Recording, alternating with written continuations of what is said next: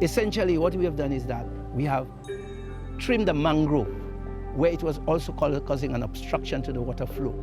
So, and then we have also straightened the course of the river. So when there is heavy rain and the water is flowing down, then it gets a freer course to go into the sea, to flow into the sea. So, and some of the people, maybe when you speak to some of them, they will tell you, yes, they have experienced some relief, but it is not 100%, but that has assisted them tremendously.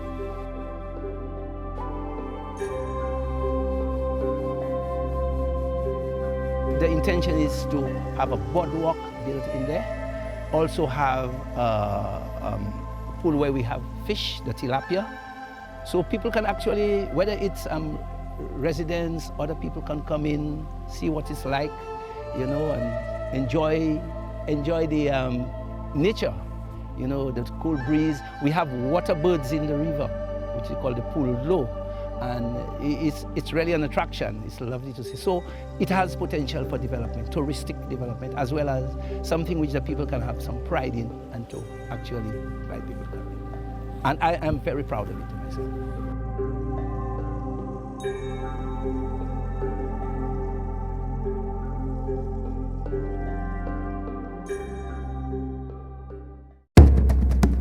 Every time the tide is high, we get affected.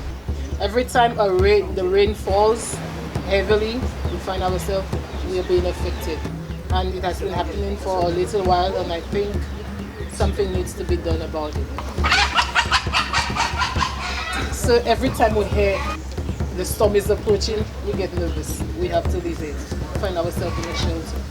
I don't know how they're gonna organize things to locate whoever they have to locate in Tibuk, because I realized what happened in the flood.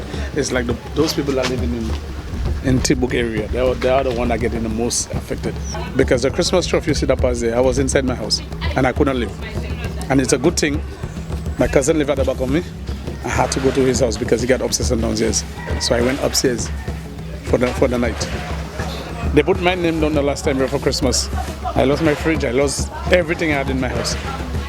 And they put my name to give me bed sheet, they give my name to give me beds and everything. I don't get nothing. I had to work hard to recruit, do another everything back again. You understand? So, and it's not me alone. So I don't know how that incident happened, because I realize every government that's taking power, who in charge, they are the one in charge of everything. When you see the river rise up, the water does be all under the step and all under their house, sometimes for weeks, sometimes for days, until they open the river, the mouth of the river, the water will not go down.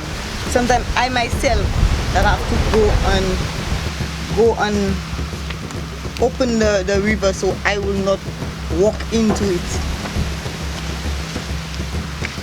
Garbage, trash, I have to be sweeping them every morning. I have to wake up and sweep, pick up garbage, people garbage, and bag it to throw it for the trash when it passes in. Well, recently they did a little work at the back there to clear off the mangrove, so the water gets a little passageway easily.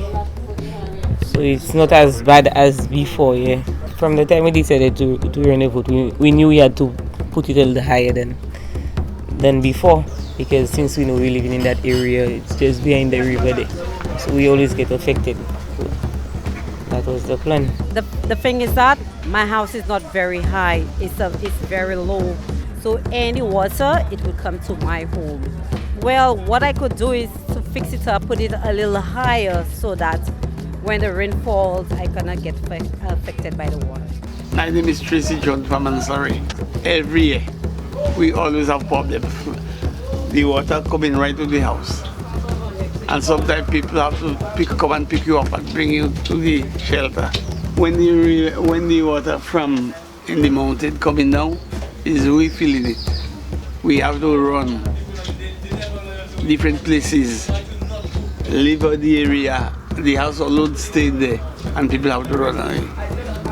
Only one thing I see they do, the mangroves they're trying to cut. And I believe last year we don't find so much water coming down.